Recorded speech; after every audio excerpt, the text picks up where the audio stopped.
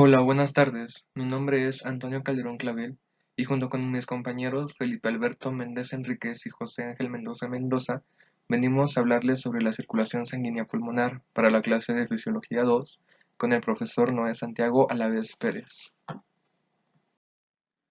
Pues bueno, para el buen estudio de esta unidad debemos saber que los pulmones reciben sangre de dos orígenes diferentes, lo que nos permite hablar de dos tipos de circulaciones sanguíneas distintas. Bueno, por un lado vamos a encontrar la circulación pulmonar y por otro lado a la circulación sistémica por medio de las arterias bronquiales. Nosotros abarcaremos estos temas junto con sus subtemas, es decir, su irrigación y su drenaje venoso. Empezaremos hablando de la circulación pulmonar y en específico su irrigación sanguínea. Pues bueno, si hablamos del origen de las arterias pulmonares, debemos de saber que éstas se originan en el ventrículo derecho del corazón. ¿Por qué? Porque de ahí sale el tronco pulmonar. Este tronco pulmonar se va a dividir en dos arterias, la arteria pulmonar derecha y la arteria pulmonar izquierda. Ambas van a entrar a los pulmones por medio del hilio pulmonar, que ya sabemos que es una depresión en la superficie interna de los pulmones, por donde entran vasos importantes, así como vasos linfáticos también y nervios. Pues bueno, ya dentro las arterias se van a ramificar de acuerdo a la estructura de los bronquiolos, teniendo así que cada vez van a ser más y más pequeñas hasta que se crean capilares que envuelven a los alvéolos con una red capilar para el intercambio gaseoso. Pues bueno, aquí tenemos una de las principales funciones de las arterias pulmonares, entre las cuales se encuentran que regulan la volemia, también la presión arterial y la hematosis. Este tema es de vital importancia que vamos a tocar más adelante. Eh, y debemos de saber que antes de meternos de lleno a platicar sobre las arterias pulmonares, recordemos que cuando hablamos de este tipo de arterias en específico, se plasman de color azul. ¿Por qué? Porque llevan sangre desoxigenada del corazón a los pulmones. Solo es un recordatorio para no causar confusión. Pues bueno, su irrigación sanguínea es la encargada de proporcionar sangre a la superficie respiratoria del intercambio gaseoso. ¿Y cuáles son estas superficies respiratorias? Los bronquiolos respiratorios, los conductos alveolares y en específico los alvéolos. Em, Como podemos ver, estas arterias se van ramificando cada vez más pequeñas y cubre al alvéolo con una rica red capilar. ¿Para qué? Para que, como ya hemos dicho, ocurra el intercambio gaseoso o hematosis. Pues bueno, respecto al flujo, el flujo promedio es de 5 litros por minuto del que le entra la sangre a los pulmones, pero pues claramente estos puede verse afectado por diferentes factores, como por ejemplo la presión o la actividad física, llegando en estos casos hasta 25 litros sobre minuto. Bueno, pues hablemos de la hematosis. Como recordaremos, la hematosis es el intercambio de gases que se da en el alvéolo, pero pues ¿cómo sucede esto? ¿Cómo se da? Bueno, pues los alvéolos son los encargados de recibir el aire que inhalamos durante la ventilación, el cual es muy rico en oxígeno. Así, los capilares, que son subdivisiones de las arteriolas, eh, se van transportando los glóbulos rojos, en el que en específico el componente hemoglobina viene muy saturada de dióxido de carbono. Entonces, los capilares, como tienen una pared muy fina y los alvéolos también, crean la barrera alveolo-capilar. Así, eh, cuando los glóbulos rojos pasan cerca de esta barrera, dejan ir al dióxido de carbono por medio de una difusión simple debido a la diferencia de un gradiente de concentración. Es así que el dióxido de carbono se queda en los alvéolos. Ahora tenemos los glóbulos rojos que se encuentran vacíos y son capaces de captar el oxígeno, eh, gracias igual a las diferencias de un gradiente de concentración. Y ya estos glóbulos rojos cargados de oxígeno salen a través de las venas pulmonares.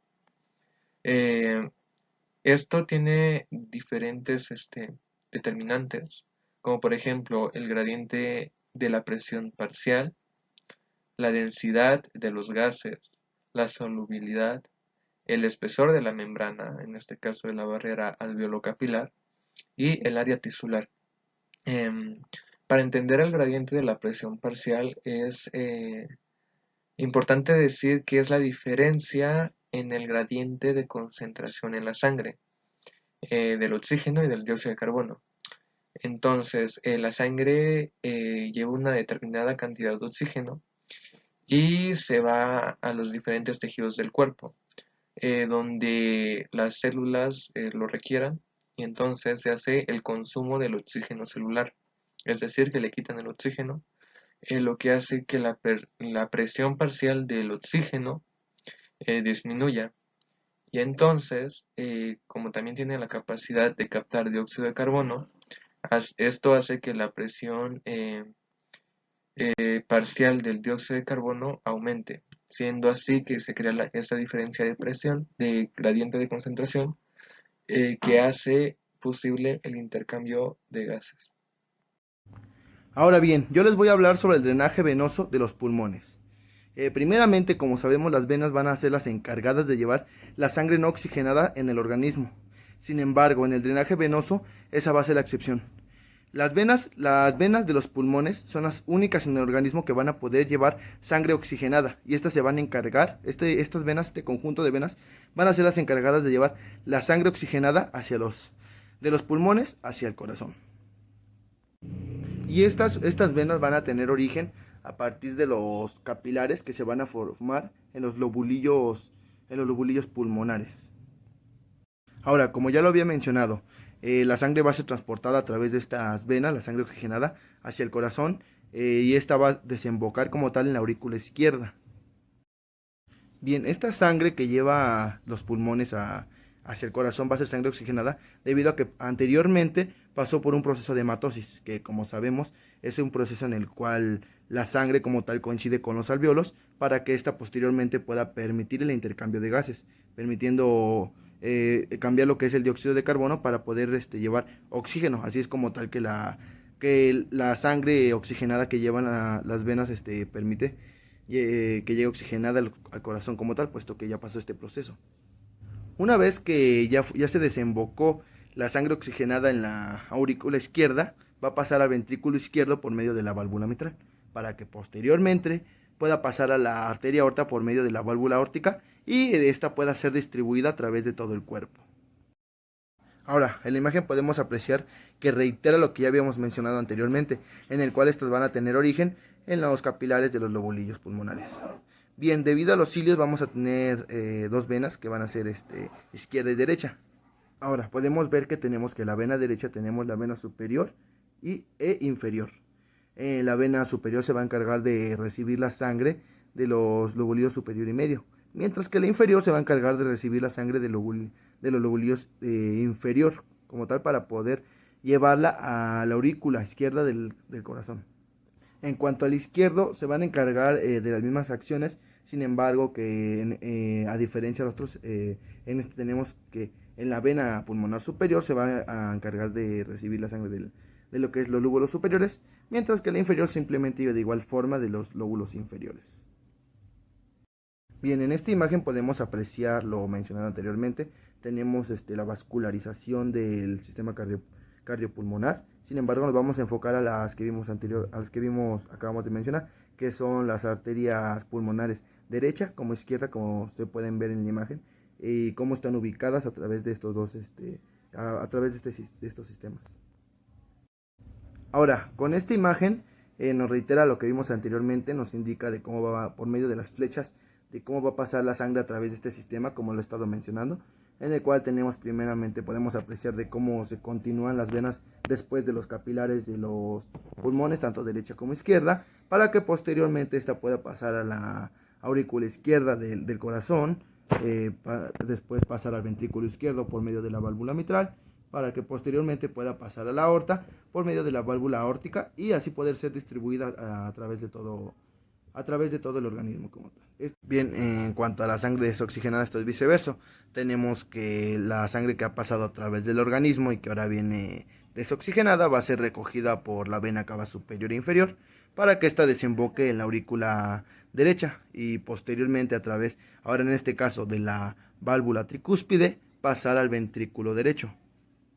Una vez que la sangre esté en el ventrículo derecho, este se va a contraer para empujar hacia la válvula pulmonar la sangre para que ésta pase a la arteria pulmonar, que en este caso igual forma va a ser que, como sabemos, las arterias van a transportar la sangre oxigenada, en este caso va a ser al revés, va a llevar la sangre no oxigenada hacia los pulmones para que posteriormente este proceso se vuelva a repetir y los alvéolos, a través de la hematosis, como ya la mencionamos, pueda hacer este intercambio y poder oxigenar la sangre para volver a regresar hacia el corazón y esta pueda ser bombeada a través de la aorta. Y bueno, esto es en cuanto a drenaje venoso de los pulmones. Circulación bronquial. La circulación bronquial es la parte del sistema circulatorio que suministra los nutrientes y el oxígeno de las células que constituyen los pulmones, además de transportar los productos de desecho lejos de ellas. Es complementaria a la circulación pulmonar, que lleva sangre desoxigenada a los pulmones y lleva la sangre oxigenada lejos de ellos para oxigenar el resto del cuerpo. El flujo sanguíneo bronquial constituye una porción muy pequeña del gasto del ventrículo izquierdo y riega parte del árbol traqueobronquial con sangre arterial sistémica. Las arterias bronquiales llevan sangre arterial al árbol traqueobronquial y otras estructuras de los pulmones hasta el nivel de los bronquiolos terminales y también proporcionan flujo sanguíneo a otras estructuras de la cavidad torácica.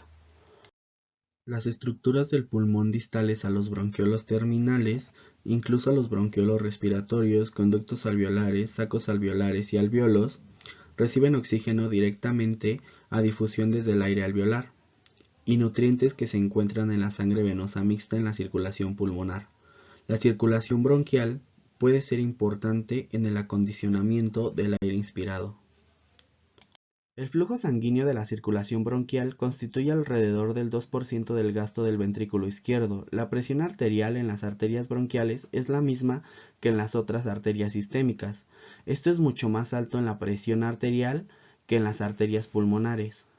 En la circulación bronquial, la sangre sigue los siguientes pasos: arterias bronquiales que llevan sangre oxigenada a los pulmones, capilares pulmonares donde hay intercambio de agua oxigenada, dióxido de carbono y muchos otros nutrientes como desechos de sustancias químicas entre la sangre y los tejidos, venas, donde solo la minoría de la sangre pasa por las venas bronquiales y la mayoría por las venas pulmonares. El drenaje venoso de la circulación bronquial es atípico. Aunque parte de la sangre venosa bronquial entra a las venas hacigos y hemacigos, una porción considerable de dicha sangre entra a las venas pulmonares. La sangre en las venas pulmonares han pasado por un intercambio de gases con el aire alveolar, es decir, las venas pulmonares contienen sangre arterial, por ende, la sangre venosa bronquial entra a la sangre venosa pulmonar, forma parte del cortocircuito de derecha a izquierda anatómico. Debido al doble suministro de sangre, los pulmones, desde la circulación bronquial y pulmonar, este tejido es más resistente a un infarto. Una oclusión en la circulación bronquial no causa un infarto, pero aún puede ocurrir una embolia pulmonar cuando la circulación pulmonar está bloqueada y la circulación bronquial no puede compensarla por completo. La embolia pulmonar es la afección en la que una o más arterias de los pulmones quedan obstruidas por un coágulo sanguíneo. Eso sería todo por nuestra parte, gracias por su atención.